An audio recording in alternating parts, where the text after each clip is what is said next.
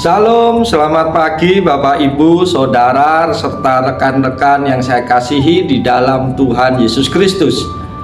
Dengan penuh sukacita dan ungkapan rasa syukur kepada Tuhan, kalau pagi hari yang indah ini, kembali saya boleh menyapa, menjumpai Bapak Ibu Saudara semua melalui program Motivasi Pagi. Firman Tuhan pada pagi hari ini terambil di dalam kitab Ulangan pasal yang ke-6, ayat yang ke-5. Yang berbunyi demikian: Kasihilah Tuhan Allahmu dengan segenap hatimu dan dengan segenap jiwamu dan dengan segenap kekuatanmu. Amin. Bapak, Ibu, Saudara, rekan-rekan yang dikasihi Tuhan, perkataan dalam bagian firman Tuhan ini dikenal sebagai sema, yang mengandung arti mendengar dalam bahasa Ibrani.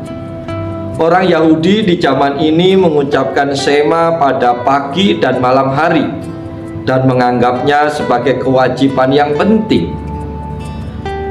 Perkataan ini Yesus sebut sebagai hukum yang terutama dan yang pertama dalam Matius 22 ayat 36 sampai 37. Bapak Ibu yang dikasihi Tuhan, perintah ini sepertinya mustahil untuk kita pelihara atau kita lakukan.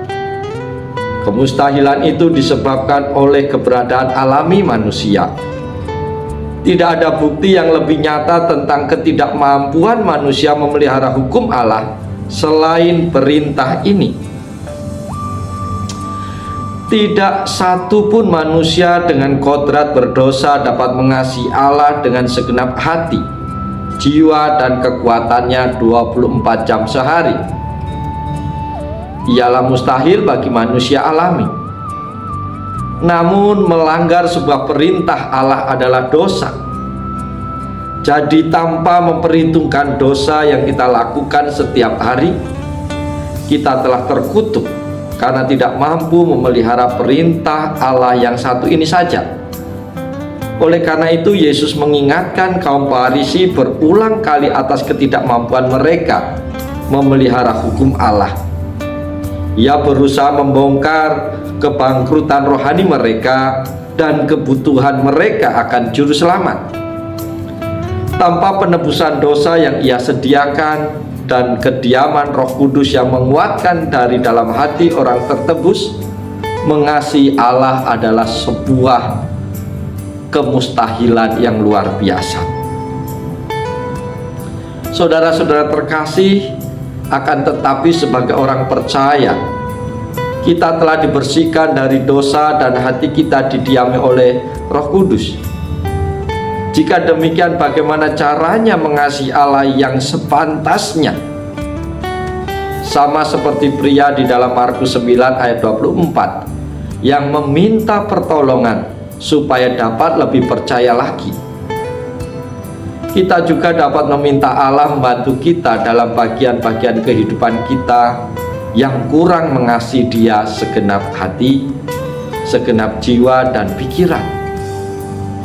Adalah kuasanya yang kita butuhkan untuk menaklukkan kemustahilan, sehingga kita perlu mencari dan menggunakan kuasa Allah dalam hidup kita. Bapak, Ibu, Saudara, jemaat Tuhan yang dikasihi dan yang diberkati Tuhan, dalam kebanyakan kasus, kasih kita bagi Allah semakin bertumbuh dengan berjalannya waktu. Tentu umat Kristen yang baru diselamatkan sangat menyadari kasih Allah dan kasih mereka bagi Allah. Namun dengan menyaksikan kesetiaan Allah di tengah pergumulan dan percobaan kita, kasih kita kepada Allah berkembang dan bertumbuh. Beriringan dengan berjalannya waktu, kita menyaksikan belas kasih, kasih karunia, belas kasihan, dan kasih Tuhan bagi kita dengan kebenciannya terhadap dosa, kekudusannya dan kebenarannya. Kita tidak mungkin mengasihi seseorang yang tidak kita kenal, sehingga pengenalan akan dirinya seharusnya menjadi prioritas pertama. Mereka yang mengejar Allah dan kebenarannya yang menanggapi dengan serius perintahnya untuk mengasihi dirinya di atas segala sesuatu. Tidak lain dari mereka yang bergairah bagi hal-hal yang bersangkutan dengan Allah. Mereka bersemangat baca firman Tuhan, bersemangat berdoa, bersemangat menaati dan menghormati Allah dalam segala sesuatu, dan bersemangat bersaksi tentang Yesus kepada orang lain. Melalui disiplin-disiplin rohani ini, kasih bagi Allah berkembang dan bertumbuh dewasa bagi kemuliaannya.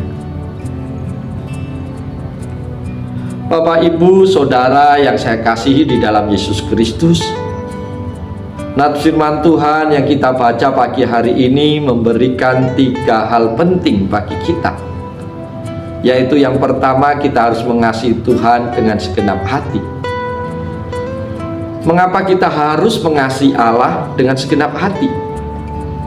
Karena Dia tahu kalau kita tidak menjaga hati kita dari segala kewaspadaan, hati kita bisa melenceng daripada Allah. Amsal 4 ayat 23 berkata, jagalah hatimu dengan segala kewaspadaan, karena dari situlah terpancar kehidupan. Contoh konkret dalam hal relasi kita dengan sesama. Pergaulan yang buruk bisa merusak kebiasaan yang baik. Atau kamu bisa saja memiliki pasangan yang tidak sepadan, di mana dia akan menghujat imanmu kepada Tuhan. Ini pun merupakan siasat dari si jahat untuk membelokkan hati kita dari Tuhan.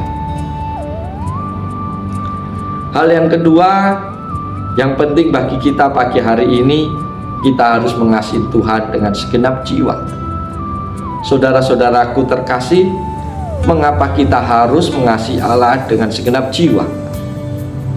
Karena kita tahu bahwa iblis sedang bekerja semakin giat di hari-hari ini untuk menangkap setiap jiwa yang tidak memiliki pondasi yang benar di dalam Kristus, sehingga jiwamu akan terombang-ambingkan oleh segala tipu muslihat iblis, dan akhirnya orang yang lemah imannya akan jatuh ke dalam penyembahan atau pemujaan berbagai hal yang pada hakikatnya bukan untuk memuliakan nama Tuhan. Ibaratnya memiliki ilah lain atau mentuhankan sesuatu melebihi Tuhan Yesus Kristus dalam hidupnya.